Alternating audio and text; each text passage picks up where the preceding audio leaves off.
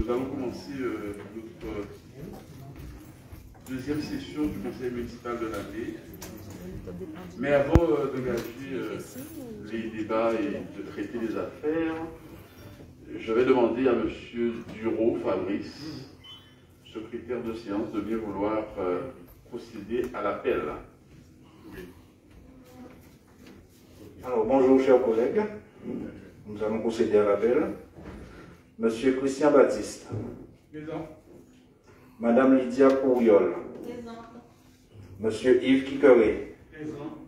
Madame Sylvia Laptès. Représentée. Monsieur Franck Baptiste. Présent. Madame Olivia Ramouta Badal. Représenté. D'accord.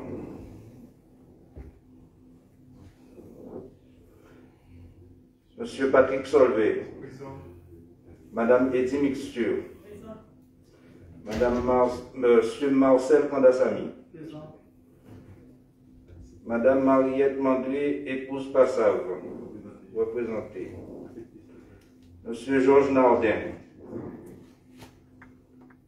Madame Marie-Agnès Mann. Monsieur Hugues Chateaubon. Madame Evelyne Vacher.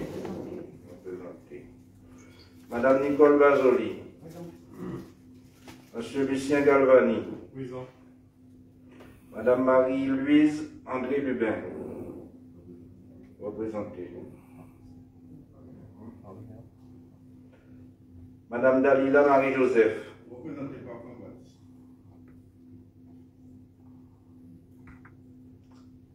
Madame Maud Geoffroy. Présent. Madame Liliane Malaki.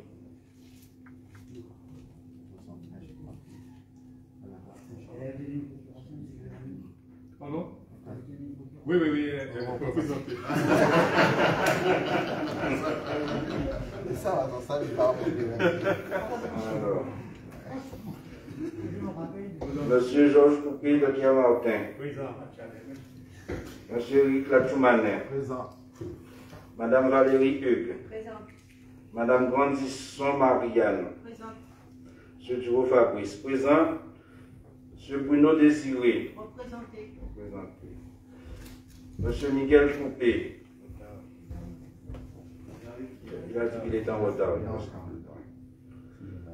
Alors, Monsieur Alain Curassier.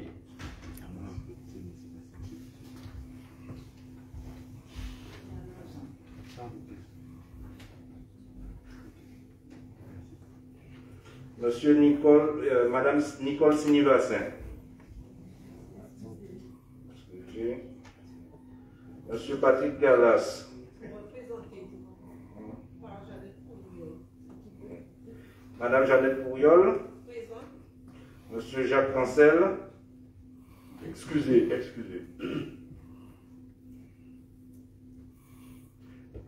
Madame Ketty Couriol-Lombian.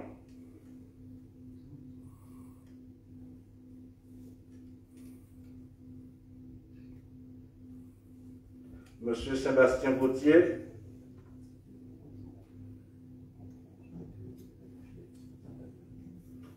Monsieur le maire, le quorum est atteint, la séance peut commencer. Très bien. Donc, je rappelle que nous sommes en direct sur Facebook. Je demanderai aux collègues de bien s'exprimer au micro pour que nos internautes puissent nous entendre. Donc, je voudrais aussi saluer tous ceux qui nous suivent à travers le Facebook. Donc, je reprécise concernant les procurations. Donc, Mme Marie-Louise André Lubin a donné procuration à moi-même, Christian Baptiste. Mme Mariette Mandré a donné procuration à M. Hugues Chateaubon. Mme Sylvia Laptès a donné procuration à Mme Lydia Couriol. Mme Olivia Ramouta a donné procuration à M. Éric Lachoumanet. Mme Marie-Agnès a donné procuration à M. Marcel Kandassami. Mme Dalila Marie-Joseph a donné procuration à M. Franck Baptiste. Mme Evelyne Vacher a donné procuration à Mme Nicole Bazoli. Mme Liliane Malaki a donné procuration à M. Lucien Galvani. M. Bruno Désiré a donné procuration à Mme Marianne Cantisson et M. Patrick Gallas a donné procuration à Madame Couillol-Jeannette. Donc nous pouvons valablement commencer nos travaux. Je voudrais commencer d'abord donner l'ordre du jour. Donc affaire numéro 1, approbation du procès verbal du mercredi 16 février 2022. Affaire 2, installation de nouveaux conseillers municipaux. Affaire numéro 3, Petite Ville de demain, financement d'une solution numérique dédiée au commerce de proximité. Affaire 4, réhabilitation des chaussées communales, approbation du plan de financement. Affaire 5, demande de subvention au titre de la dotation de soutien à l'investissement local des îles, exercice 2022, réhabilitation de l'hôtel de ville de la ville de Sainte-Anne. Affaire numéro 6, acquisition de matériel d'enlèvement et d'épandage et installation de barrages contre les sargasses. Affaire 7, déploiement de corbeilles de propreté de tri sélectif double flux hors foyer dans les espaces publics de la commune de Sainte-Anne. Voilà, donc s'il n'y a pas d'observation concernant l'ordre du jour, nous allons commencer par l'affaire numéro 1, approbation du procès verbal du mercredi 16 février 2002. Y a-t-il des observations? 2022. Y a-t-il des observations? Pas d'observation. Qui vote contre? Qui s'abstient? Jeannette Couillol s'abstient. Adopté à la majorité. Et Patrick Gallas, qui a procuration. Adopté à la majorité. Affaire numéro 2, installation de nouveaux conseillers municipaux. Donc, suite à la démission du collègue Joël Soubarapa, d'ailleurs que je remercie pour tout le dévouement qu'il a pu et su apporter au sein de ce conseil municipal. Donc, merci pour ses bons et loyaux services au service de la collectivité communale sainte-anaise. Et donc, pour remplacer M. Joël Soubarapa, je vais appeler M. Daniel Boucaud, qui est l'élu, qui arrive tout sur la liste, qui n'a pas été élu, le non-élu, sur le premier non-élu de la liste, Sainte-Anne toujours avec vous, M. Daniel Boucaud. Donc je vais lui demander de prendre place.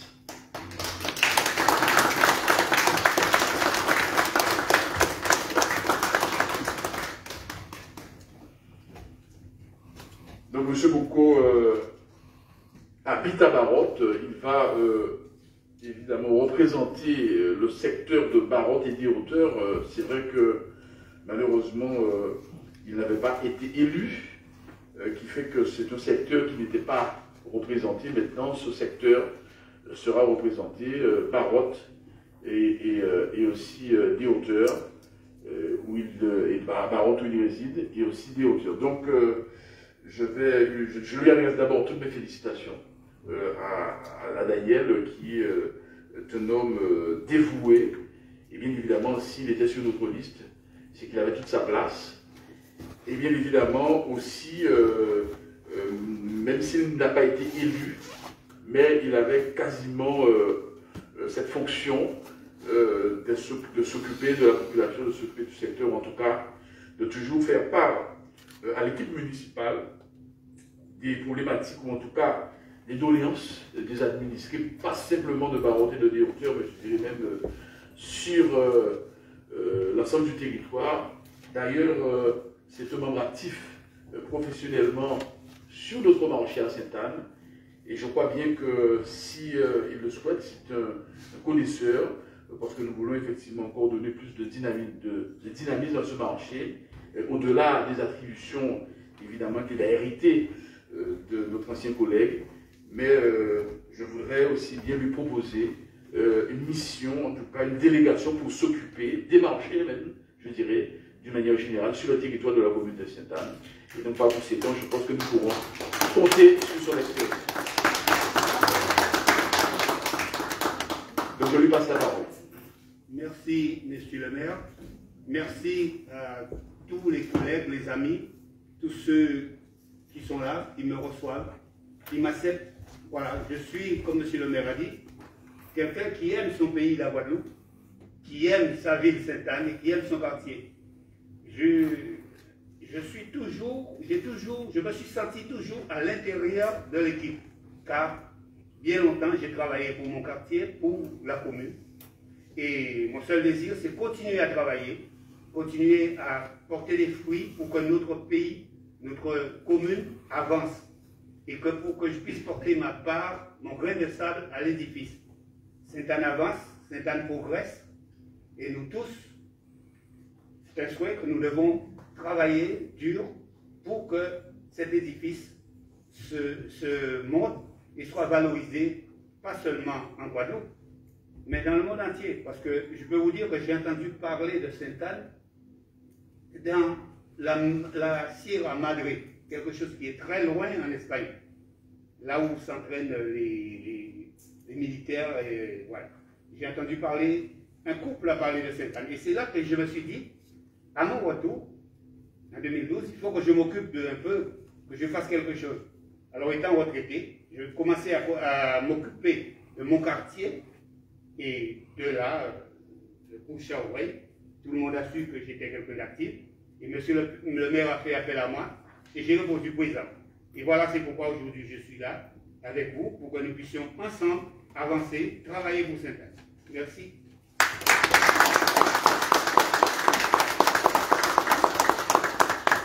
Merci Daniel, merci mille fois encore pour ton dévouement. C'est vrai que parfois on ne le dit pas suffisamment. Merci.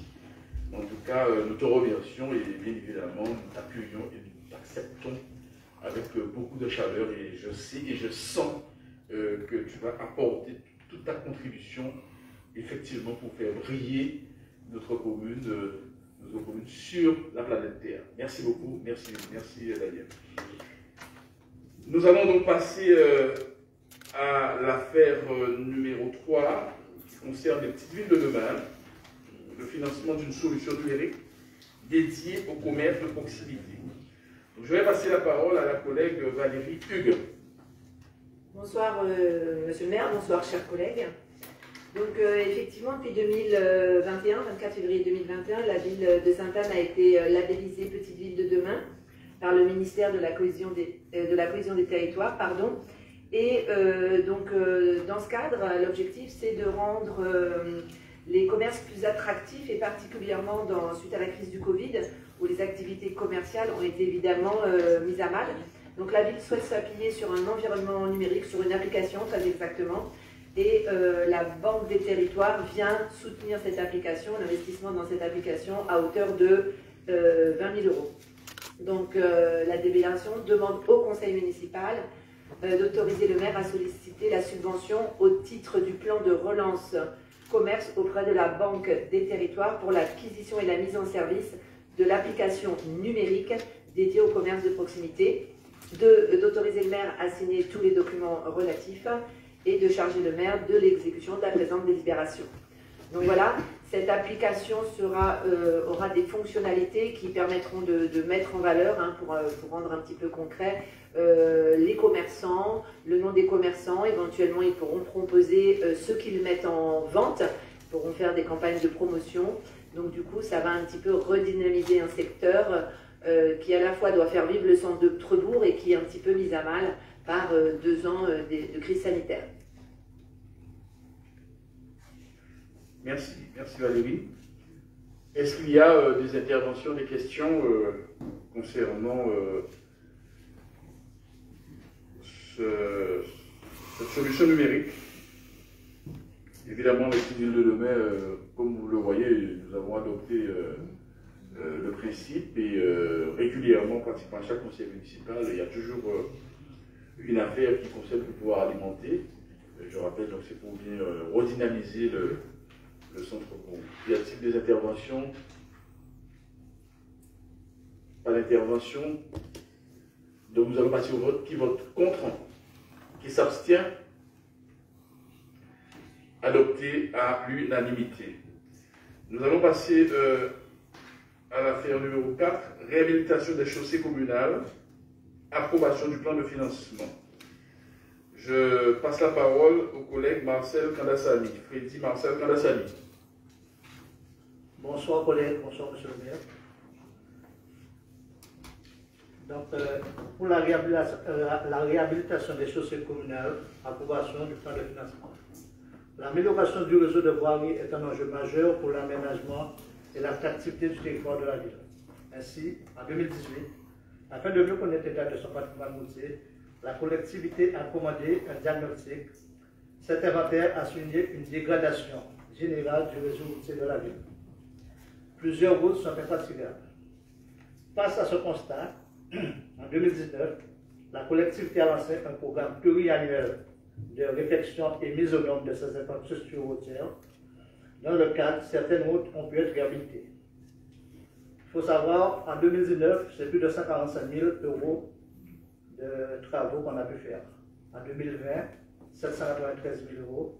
2021, 811 000 € de travaux ont été réalisés. Le coût total du programme de réflexion et mise aux normes 2022 à subventionner s'élève à 947 375,38 €. Donc il y a le budget prévisionnel.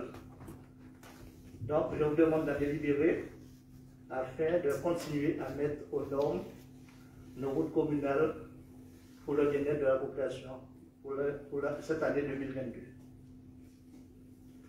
Merci, merci cher collègue.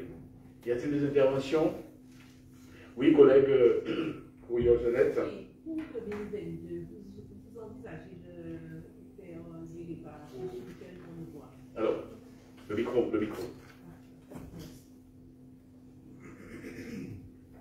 Oui, monsieur le maire, pour 2022, vous envisagez de faire des réparations sur quelle grande route? Très bien. Je laisse à l'élu en charge Oui, merci. de répondre. Pour cette année, on n'a pas encore défini exactement les routes qu'on va faire les travaux dessus. C'est une programmation qu'on va faire et il y aura un débat entre nous pour voir les routes qui sont les plus, comment dire ça? Les plus dégradés. Les plus dégradées et les priorités aussi. Donc, ça, on a demandé une dotation, c'est pour la programmation à venir. Et ça, on pourra faire ça ensemble. Tout à fait. D'autant plus que la date limite, c'est la fin du mois. Donc nous sommes obligés déjà de prendre cette délibération. Évidemment, c'est pour le futur, bien évidemment. C'est pour une programmation future, c'est pour les routes que nous aurons à faire. Donc le moment venu, effectivement, nous allons entendre aussi la population et nous allons faire cette programmation. Merci, chers collègues. Y a-t-il d'autres interventions? Pas d'intervention, nous allons passer au vote. Qui vote contre? Qui s'abstient? Alors, 2 abstentions. Jeannette Couriol contre les routes communales et Patrick Galax contre les routes communales. Pas contre. Abstention. Abstention pour les routes communales. Autant pour moi, collègue.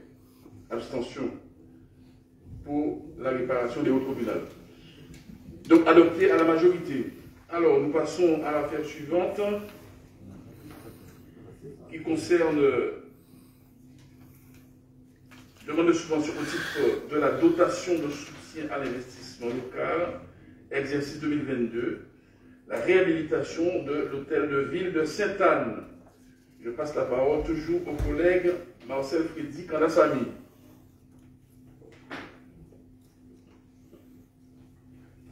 L'hôtel de ville de Sainte-Anne constitue le fleuron du patrimoine communal. Pour autant, les bâtiments de la mairie souffrent de nombreux désordres, ce qui engendre un risque pour l'ensemble des occupants, publics et personnels administratifs. Une inspection fait ressortir la nécessité d'engager une démarche de réhabilitation afin de déterminer et d'engager les travaux pour endiguer la détérioration et garantir la durabilité de cet équipement stratégique. Cette opération de réhabilitation de l'hôtel de ville sera menée en 2 tranches opérationnelles afin de tenir compte de la capacité financière de la ville et de la priorisation des travaux pour la sécurisation et la mise hors d'eau de l'ouvrage. Travaux de la tranche opérationnelle 1. Substitution d'étanchéité par une couverture en tôle acier, réparation structurelle bloc ouest, remplacement de menuiserie et réfection de la peinture intérieure bloc ouest. Travaux de la tranche opérationnelle 2, mise aux normes électriques et mise en place d'un éclairage performant, mise aux normes du système de sécurité incendie SSI et alarme inclusion, mise aux normes en matière d'accessibilité, modernisation de la climatisation, revêtement de murs, travaux complémentaires découlant du diagnostic. Les études de DAF menées par un maître d'œuvre permettront d'établir un état des lieux précis et de procéder à une analyse technique sur la structure et sur la conformité des équipements techniques aux normes en vigueur et aux règlements d'hygiène et de sécurité. Le bilan financier prévisionnel est de 650 369 € hors taxe. Cette recette. Les recettes sont composées d'une participation de l'État des îles à hauteur de 520 295 € et d'une prise en charge du reste par la ville sur son budget d'investissement. Donc vous avez le budget d'investissement avec les études, tous les montants, il y a des travaux à réaliser. Ça c'est pour la tranche 1. Donc il est demandé au conseil municipal de bien vouloir adopter l'obligation de réhabilitation de l'hôtel de ville de Sainte-Anne pour un montant de la tranche opérationnelle 1 de 650 369 €. Approuver le plan de financement du projet et le recours à la dotation de soutien à l'investissement local pour un montant de 520 295 € hors taxe, représentant 80% du coût total de la tranche opérationnelle. Veuillez en délibérer. Pour plus de renseignements, M. Aramène pourra donner d'autres informations. Merci, collègue. Philippe, Aramène, le directeur des infrastructures, là. Ah oui. Est-ce qu'il y a des informations techniques ou s'il y a des questions? Le dossier est très clair. Est-ce qu'il y a des questions?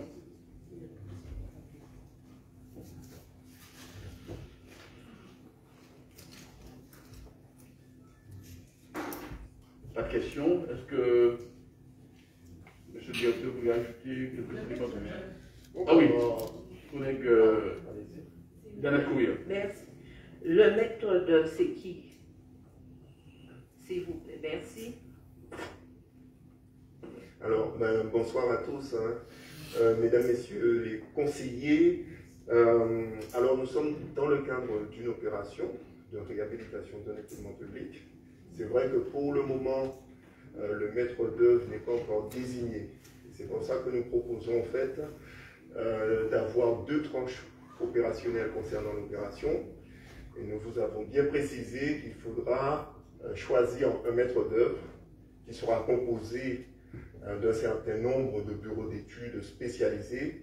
Et c'est ces cabinets-là qui nous accompagneront dans la définition du projet et dans l'identification de façon précise des travaux. Donc pour le moment, le maître d'œuvre n'est pas désigné.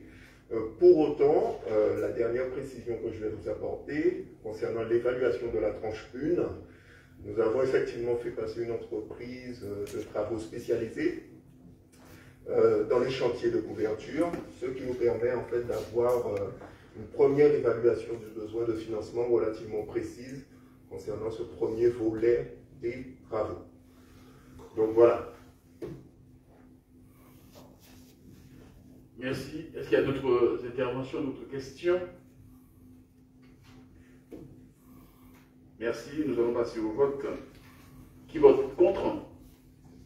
Qui s'abstient? Donc 2 abstentions. Danette Courir et Patrick Gallas concernant la réhabilitation de la mairie de Sainte-Anne. Adopté à la majorité. Nous allons passer à l'affaire numéro 6. Je crois que vous avez reçu un nouveau rapport avec quelques corrections qui s'étaient glissées. Donc c'est ce rapport qui est valable. L'acquisition de matériel d'enlèvement et d'épandage et l'installation de barrages contre les sargasses. Je passe la parole à la collègue Valérie Hugues. Oui. Donc l'objet de cette délibération, c'est effectivement l'acquisition de matériel pour lutter contre les échouements de sargasses qui durent déjà depuis plusieurs années. Donc la ville s'est déjà équipée de premier matériel, mais doit compléter l'équipement de ce matériel qui est intégré dans un plan de gestion. Donc la ville souhaite acquérir un tracteur dédié exclusivement à l'épandeur. Nous avons déjà un tracteur qui est attelé à une autre machine. On a un tracteur en réalité pour 2 machines. Donc il nous faut un tracteur par machine et là ce serait le tracteur pour l'épandeur. Ensuite la ville souhaite s'équiper d'un tapis collecteur de sargasses.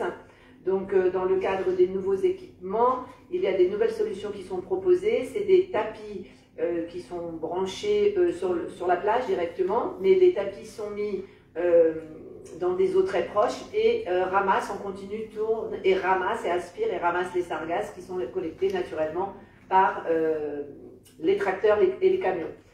Et ensuite, la ville souhaite avancer dans la phase 2 de son projet de barrage déviant, barrage qui servent à dévier les sargasses afin que ces tonnes de sargasses n'arrivent plus sur nos plages en grande quantité. Donc c'est la phase 2 du déploiement des barrages. La première phase donc, a déjà été initiée. La phase 2, c'est pour l'année 2022 et la phase 3 se déroulera en 2023. Donc c'est pour les 2 prochaines années. Ce qui donne le tableau qui vous est joint dans la délibération. Les dépenses hors taxes sur 2022 et 2023 s'élèvent à 800 991 974,33 €, décomposés en 552 800 pour l'année 2022 et 339 174,33 pour l'année 2023. La DETR devrait participer à 80% et il y aurait 20% à charge pour la commune. Donc le maire vous demande d'en délibérer. Très bien. Est-ce qu'il y a des interventions, des questions?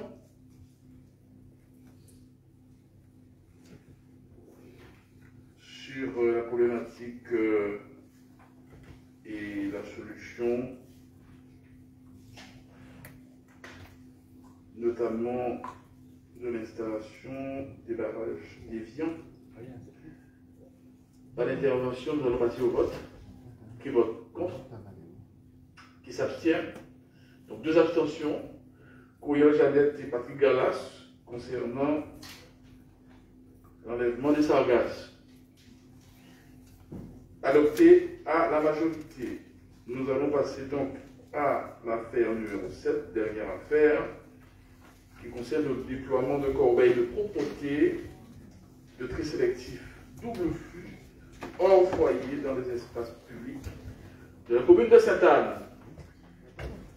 Notre collègue Mme Agnès étant absente, donc je vais demander à Mme Fromager, qui est la directrice de l'environnement du cadre de vie, de présenter cette affaire. Bonjour à tous. Oui, donc le point concerne l'acquisition de corbeilles de propreté, double flux sur les zones passantes de la ville de Sainte-Anne. Puisqu'en fait, comme vous avez pu constater, les rues publiques, en fait, les espaces publics sont souvent jonchés de déchets abandonnés et donc par le manque notamment de corbeilles de propreté, donc de mobilier urbain adéquat. Un état des lieux a été réalisé donc, sur cet aspect et un chiffrage en fait, des besoins a été fait Et on a recensé un besoin de 60 points de lieux de collecte pour ces corbeilles de propreté. L'estimation par rapport à ce mobilier urbain s'élève environ à 176 000 €. Et pour que la ville puisse mettre en œuvre et puisse déployer ce mobilier, il est nécessaire de rechercher les financements adéquats. Donc pour ce faire, nous vous proposons un plan de financement avec 2 partenaires qui sont susceptibles de nous financer. Le premier concerne en fait un appel à projet lancé par l'ADEME qui concerne le déploiement de corbeilles de propreté hors foyer, donc dans les espaces publics. Le projet de l'ADEME finance à hauteur de 50% les projets des collectivités en charge de la propreté urbaine et à hauteur de fonds de collecte de 1 500 € par fonds de collecte. Le deuxième financeur potentiel est la région Guadeloupe, donc il peut également financer dans le cadre de ses missions de tels investissements. Donc il vous est proposé de valider le plan de financement joint, à savoir un besoin d'investissement d'environ 176 000 €, une demande de financement de l'ADEME d'environ 82 000 €, soit 47% du plan de financement, une demande de financement de la région de 55 000 € et un autofinancement de la ville de 38 000 €, soit 21% du projet. Donc il vous est demandé, ce point vous est présenté aujourd'hui. Très bien, alors évidemment, c'est une attente qui était pressante dans la mesure où il n'y avait pas de mobilier urbain pour pouvoir récupérer les déchets et faciliter la propreté. Donc c'est une urgence. Cependant, nous avons voulu que ces corbeilles aussi rentrent dans une démarche toujours de transition, de transition écologique, et notamment faisant appel au tri sélectif. Et donc, c'est pour cela qu'aujourd'hui, nous arrivons à cette solution. Voilà, donc, bien évidemment, nous allons, comme il a été précisé, sur les lieux qui sont quand même les plus fréquentés, la plage, le boulevard et aussi la place Chelcher, à cet effet. D'ailleurs, c'est vrai que un ancien candidat aux élections départementales au mois de juin faisait la remarque lors du déroulé du mercredi décembre sur la place. Et donc je disais que pour payer il faudra que pour l'instant que tout chacun puisse au moins, s'il y a des déchets, les conserver, ne pas les jeter. Mais qu'effectivement que nous allons pouvoir pallier donc ces choses engagées, je dirais, à travers cette délibération que nous allons prendre au conseil municipal et faire en sorte effectivement que nous ayons ces corbeilles. Y a-t-il des interventions, des questions? Oui, collègue Lydia Bouillon. Alors, donc, je voudrais savoir, j'ai pu comprendre que ces poubelles seront déployées aussi sur le secteur de Douville, notamment sur la place et sur la route du collège, parce que c'est vrai que je suis très souvent interpellée par les riverains, puisque les enfants du collège n'ayant pas de poubelles sur les lieux, effectivement, jettent tout ce qu'ils ont comme déchets tout au long de la route. Donc, je pense que ces poubelles seront déployées aussi sur Douville, notamment route du collège et sur la place de Douville, enfin le centre de Douville. Merci. Oui, tout à fait. En fait, il est prévu le déploiement des poubelles au niveau du boulevard, au niveau de la place du Bourg, de la place Chelcher, de la rue Le Thiers, donc les zones les plus passantes, la rue d'Andin, la rue des Impôts, donc j'oublie le nom là, de la rue des Impôts, et également au niveau de Douville, donc la place de Douville, le collège de Douville et au niveau de la poste de Douville, parce qu'effectivement nous avons souvent, c'est la problématique des déchets abandonnés, ce qu'on appelle déchets abandonnés, non pas dépôts sauvages, mais déchets abandonnés. Donc c'est cette problématique que nous avons souvent au niveau de Douville, où comme Madame la première adjointe l'a expliqué, par rapport au passage des enfants, en fait, il y a énormément de déchets qui sont jetés au sol, et donc nous tentons donc, par le biais de ce mobilier urbain, d'essayer de trouver une solution pour cette problématique et d'apporter donc ce mobilier urbain qui permettra en tout cas d'avoir des zones beaucoup plus propres. Oui. Oui. Oui, je voudrais attirer l'attention. On a parlé de Sainte-Anne-le-Bourg. Beaucoup et ensuite le collègue Valérie. On a parlé de Sainte-Anne-le-Bourg, Douville, mais les petits quartiers aussi ont leurs problèmes. J'ai longtemps demandé qu'on me mette un panneau parce que j'ai entendu parler là de route de Guadeloupe, longtemps demandé qu'on me mette un panneau tête à Mont-Baronne. Parce que là, c'est devenu une décharge publique. Les gens jettent n'importe quoi. On a enterré avec Gérard un cochon, et là, dernièrement, j'ai versé un sac de chaux sur un chien, parce que la population m'interpelle, parce qu'ils savent que je fais partie de l'équipe, ils m'interpellent, ils me disent, ouais, ça sent, on n'arrive pas à chaud. J'ai demandé un panneau. Alors, est-ce que dans le programme de propreté, est-ce qu'on ne peut pas mettre, avec Route de Guadeloupe, voir si on peut mettre un panneau pour décharge interdite, pour que les gens ne jettent plus. Voilà. Alors oui, je vais déjà préciser qu'il y a deux types. Il faut déjà faire la différence entre les deux types de déchets. Ce qu'on appelle déchets abandonnés seront les canettes ou les papiers que l'on consomme et qu'on jette directement au sol. Après, il y a la problématique. Donc, les déchets abandonnés sont, eux, gérés dans le cadre de corbeilles de propreté, donc de mobilier urbain. Il y a l'autre problématique de dépôt sauvage. Donc là, on entre sur d'autres textes réglementaires. Et dans le cadre de dépôt sauvage, nous avons déjà déployé certaines actions. Donc notamment, vous avez pu remarquer que sur certaines zones récurrentes, nous avons commencé à planter. Donc en fait, c'est l'opération on plante, on embellit à la place de dépôt sauvage. Et c'est vrai que malheureusement, il y a énormément de points de dépôt sauvage sur le territoire, sur la commune, mais ce n'est pas un souci uniquement lié à Sainte-Anne, c'est une vraie problématique départementale mais également nationale. Donc on essaie de faire petit à petit, on essaie d'enrayer en tout cas toute cette problématique de dépôt sauvage. C'est vrai que je peux comprendre que peut-être que la cadence et la vitesse à laquelle on va ne peut peut-être pas satisfaire tout le monde, certes, c'est vrai, puisqu'on a une équipe qui a été créée l'année dernière et qui essaie de faire de son mieux. Mais en tout cas, on a à cœur donc, cette problématique. Et justement, dès lors qu'on a un dépôt sauvage qui est remonté, identifié avec un rapport de police, les services techniques vont poser des panneaux. Donc la demande sera prise en compte et dès que nous pourrons, nous allons poser ce panneau. Merci. Très bien, Valérie. Oui, moi je voulais intervenir sur ce sujet parce que des fois, malheureusement, la dépose de réceptacles aux déchets ne suffit pas sans un minimum d'éducation. Donc, il serait peut-être intéressant, en tout cas concernant les écoles et les collèges, qui seront près de ces nouvelles installations, puissent être sensibilisés, voir ce qui peut être fait en lien avec et la mairie et les services de l'éducation nationale, sur une campagne d'information éventuellement, d'emmener les élèves faire le chemin de toutes ces nouvelles, bacs de propreté, quoi, pour que les élèves prennent des habitudes. Ça, c'est peut-être quelque chose qui peut être fait aussi. Et la deuxième chose, pour l'observer quotidiennement, alors moi je suis plutôt une élue du centre-bourg et j'ai moins de connaissances évidemment de Barotte et des grands fonds au quotidien, mais tous les jours je vois des gens déposer leurs déchets à côté de la mairie, par exemple, dans des bacs, sur les bacs dans le centre-bourg, qui devraient normalement servir uniquement au restaurant ou à certains magasins.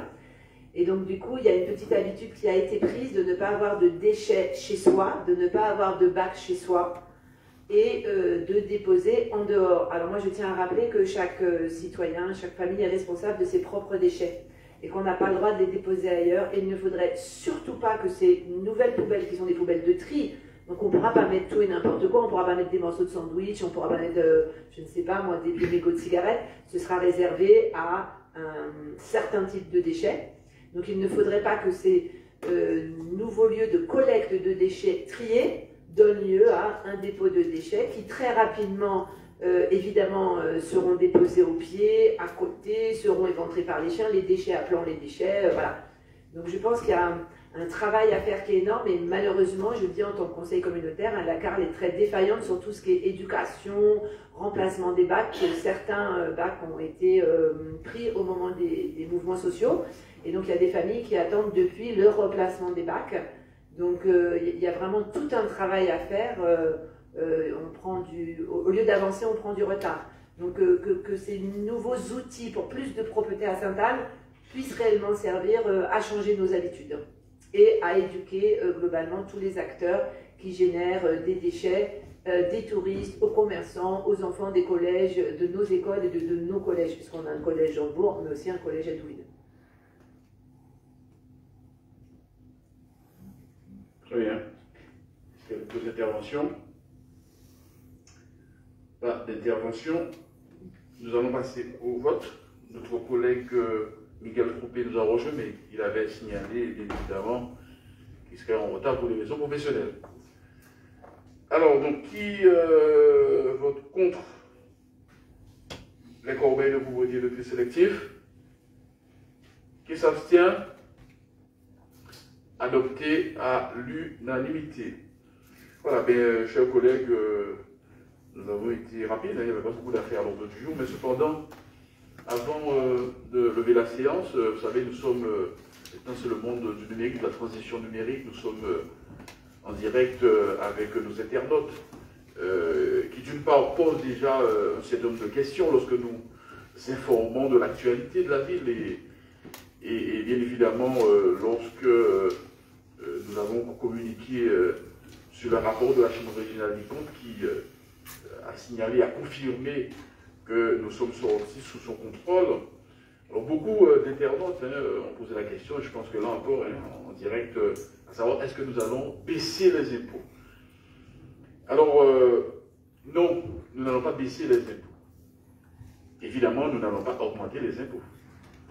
Pourquoi nous n'allons pas baisser les impôts? Parce que Sainte-Anne manque encore d'équipements structurants. Sainte-Anne encore doit se développer, et ne serait-ce que par exemple pour les routes. Eh bien, pour que toutes nos routes, et nous nous sommes fixés 2023 pour les routes communales et voir certaines routes de pénétration, et s'il faut aller jusqu'à la fin de la mandature 2024, nous avons encore 3 à 4 millions, pour ne pas dire 5 millions de travaux encore à réaliser. Évidemment, chaque année, nous faisons en fonction des moyens que nous avons.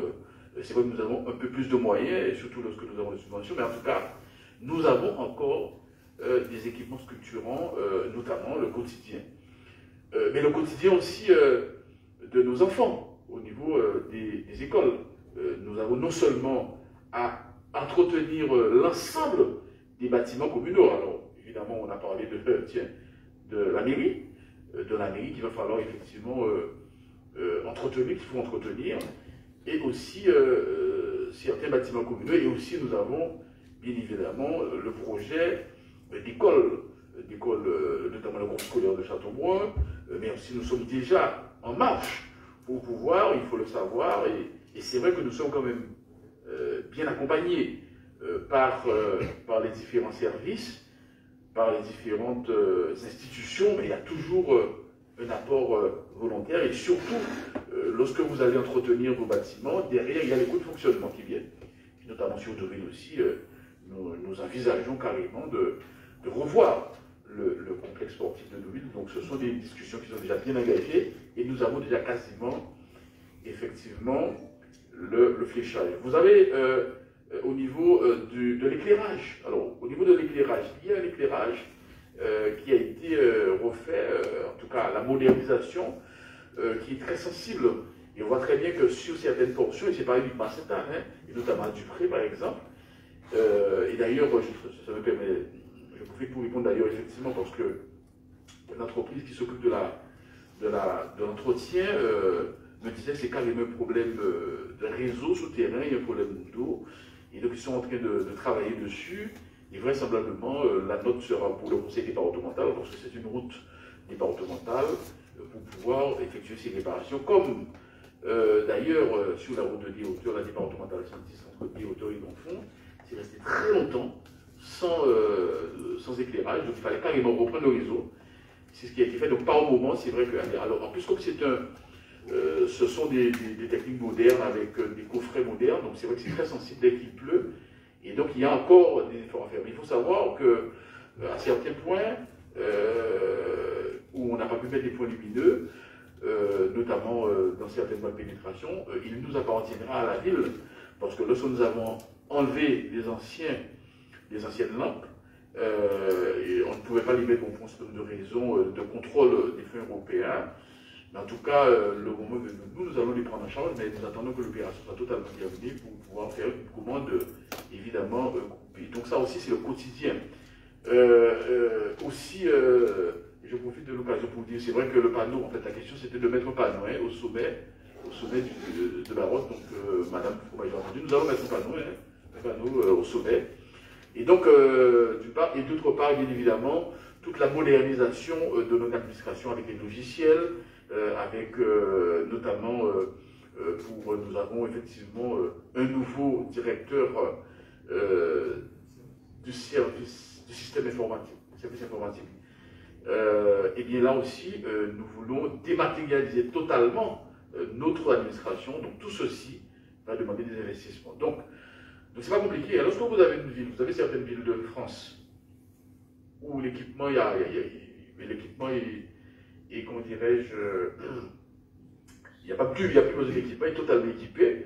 Donc à ce moment-là, on peut effectivement prévoir. Donc si nous maintenons, c'est pour justement encore développer la ville et surtout nous permettre d'aller vers des équipements structurants, tout simplement. Donc voilà l'explication du fait que nous n'allons pas, c'est aussi un courage de toutes les façons de le dire très clairement, que nous n'allons pas diminuer les impôts. Il ne suffisait pas simplement pour nous dire voilà, qu'on allait boucher un trou, que nous allons effectivement revenir à l'équilibre, en tout cas rétablir une situation catastrophique que nous avons trouvée, mais il s'agit aussi pour nous maintenant de rentrer résolument vers un développement qui soit durable et raisonné. Je dis bien durable, dans la mesure où, vous avez très bien vu, lorsque nous faisons un investissement sur le complexe sportif de Valette, et notamment avec du photovoltaïque pour alimenter la cantine scolaire, mais c'est pour nous permettre effectivement d'économiser, de véritablement d'avoir une action concrète lorsqu'on parle de transition numérique, mais c'est aussi pour permettre de façon raisonnée de faire effectivement des investissements qui soient dans une démarche que nous puissions, dans l'avenir, effectivement, qui soit utile et maintenant, mais aussi dans l'avenir, c'est ce que nous appelons aussi ce développement raisonné, qui soit utile et concret pour la population. Voilà. Donc, je te passe la parole tout à l'heure. Donc, ça, c'est pour cette première question qui revient sur les réseaux. La deuxième, on nous a aussi fait l'observation sur les marchés. Sur les marchés, au début, les personnes respectaient bien le port du masque parce que vous avez bien constaté que le virus est reparti, circule, et donc, oui, il y a cette prescription de conserver le masque et à l'intérieur et à l'extérieur. Et sur les marchés, tout un chacun, on a pu constater que beaucoup ne portent pas le masque. Bon, nonobstant le fait que la police est intervenue, aussi on fait des contrôles, mais j'en appelle à la responsabilité de chacun. Le virus, il circule. Moi, je ne suis pas dans les problèmes de polémique, d'anti, de pour. Il y a un virus qui circule, il faut qu'on prenne nos responsabilités. Donc, par conséquent, je pense que le port du masque est une affaire sérieuse et nous devons faire attention. Donc, j'en appelle à la responsabilité de chacun pour pouvoir effectivement porter le masque dans les espaces publics, notamment sur les marchés. Je veux dire, nous sommes en contact avec pas mal de personnes, d'autant plus que nous sommes dans une période qui est toujours touristique. Nous avons beaucoup de visiteurs, toujours, qui sont sur le territoire et qui viennent sur le marché. Je pense que Daniel peut peut-être le confirmer. Et donc, par conséquent, je demande à ce qu'on puisse respecter le port du masque. Voilà. Chère collègue Jeannette Couriol. Oui, monsieur, le micro. Merci. Mille excuses. J'aurais voulu savoir quel est le problème pour l'électricité, les lampes à la rue avec Grégoire. Pourquoi il n'y a pas de lumière jusqu'à ce jour? Alors, pour l'instant, nous n'avons pas encore de réponse précise. Alors, c'est vrai qu'on constate que dès lors qu'il y a des intempéries, mais c'est sur toute la Guadeloupe, et je pense que c'est une affaire qui commence à devenir très impopulaire. Et je discute avec des collègues, j'étais des collègues maires, et c'est sur toute la Guadeloupe. C'est vrai que c'est un dispositif qui est moderne, mais qui est très sensible aussi. Alors, c'est vrai que ça permet effectivement de protéger. Mais moi, j'ai fait une réunion avec Seria qui s'occupe de l'entretien, avec le directeur de Seria, avec la chargée d'opération. Nous avons eu ce nombre de choses, donc j'attends d'ailleurs le retour et le compte-rendu de cette réunion. C'est vrai que la chargée d'opération m'a expliqué qu'elle était bousculée. Donc, et d'ailleurs, tout à l'heure, je viens d'appeler. Hein, j'ai appelé, j'ai pas pu jouer la chargée d'opération, mais quelqu'un qui était chargé d'opération avant, concernant Dupré notamment. J'ai même appelé le technicien. Donc je n'ai plus jeune personne.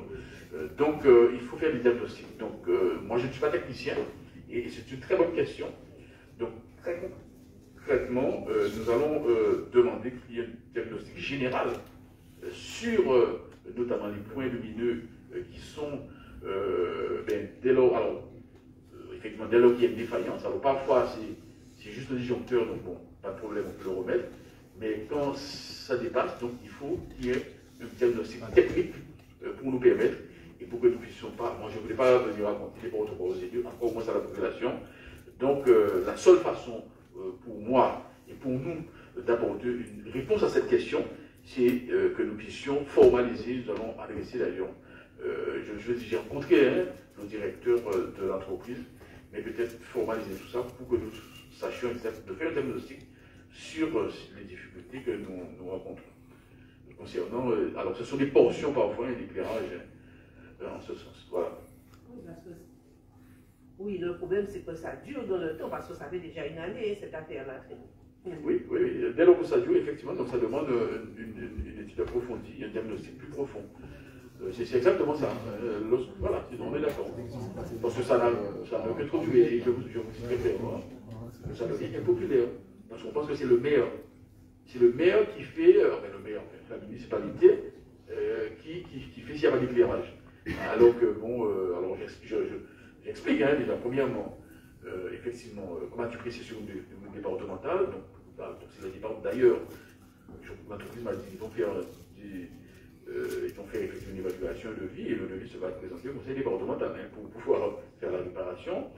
Mais néanmoins, il faut savoir que ce sont des travaux qui ont été réalisés, certes par des entreprises, mais dont la maîtrise d'ouvrage était le CIVEC.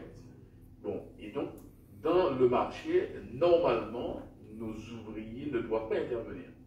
C'est l'entreprise, ça veut dire que dans l'entreprise qui a réalisé les travaux, donc il y a un marché d'entretien sur 3 ou 4 ans, 5 ans, c'est ça ? 5 ans. Et donc, ils doivent intervenir sur cela. Et donc je crois que les endroits où ça dure, il faudra qu'on ait un véritable diagnostic pour qu'on puisse apporter une réponse à la population. Je voulais intervenir sur le marché parce que, comme M. le maire en a parlé, sur les marchés, dimanche, on a eu un marché aux puces. Alors, je parlerai aussi à M. Chateaubon qui est responsable de la sécurité, parce qu'il y a eu 89 exposants et les gens se mettent n'importe où. Les gens se battent pour une place, les gens se bousculent, les gens s'insultent. Bon, la police arrive, je sais, à 8 h. Mais 8 h, les gens sont sur le point de partir parce que le marché commence depuis 4h30. Alors, est-ce que ce ne serait pas possible qu'on mette un peu plus de sécurité? Moi, j'arrive vers 4h30. Bon, j'essaie un peu de placer, de mettre un peu de sécurité. Mais est-ce que ce ne serait pas possible de voir si on peut avoir plutôt des policiers, plutôt faire une réglementation? J'ai pris des photos, j'ai envoyé à l'adjointe responsable du marché, mais je n'ai pas eu de retour. Et je pense qu'il faudrait faire quelque chose au niveau sécurité, au niveau placement, et surtout, je pense aussi au niveau financier, parce que 89 personnes, même à 5 €, ça fait quand même entrer des finances dans les caisses de la commune, on en a besoin. Voilà.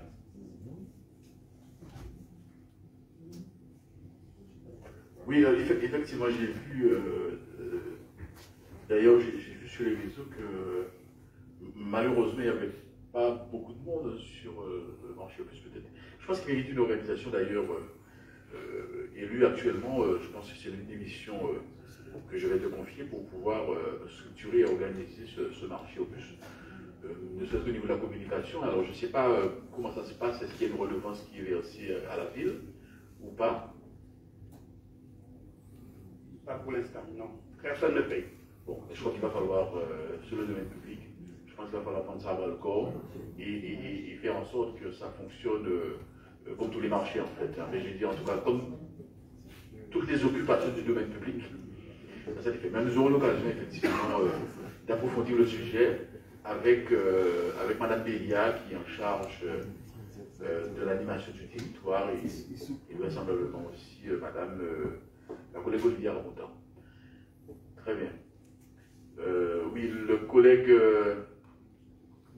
Hugues Châteauroux voulait intervenir. Oui, bonsoir à tous. C'était pour annoncer aux collègues et aussi aux agents administratifs qui sont présents et qui ne sont pas au courant que le lundi 21 mars, le maire a procédé à l'armement de catégorie B aux policiers municipaux. Cet armement a été fait en présence d'ailleurs d'un nouveau poste de police à Paul-Lacavé, à Saint-Nicole Paul-Lacavé, et aussi cet armement a été fait en présence du capitaine de la gendarmerie de Sainte-Anne, le chef de la police du Moule, et aussi l'ensemble des agents, enfin de la direction administrative, ressources humaines et financières, et aussi le service technique qui a procédé à des travaux au niveau du poste de police. Alors, depuis le 21, nos policiers sont armés, enfin, étaient déjà armés avec les armements catégorie D. Maintenant, ils sont armés avec des armes catégorie B. S'il y a des questions... Non, il n'y a pas de question, c'est une information qu'on porte. D'accord, alors c'est une partie, hein, c'est pas tout. Donc c'est juste une information. Voilà. Donc, l'ordre du jour étant épuisé, voilà, donc, chers collègues, nous allons donc lever la séance. Merci beaucoup.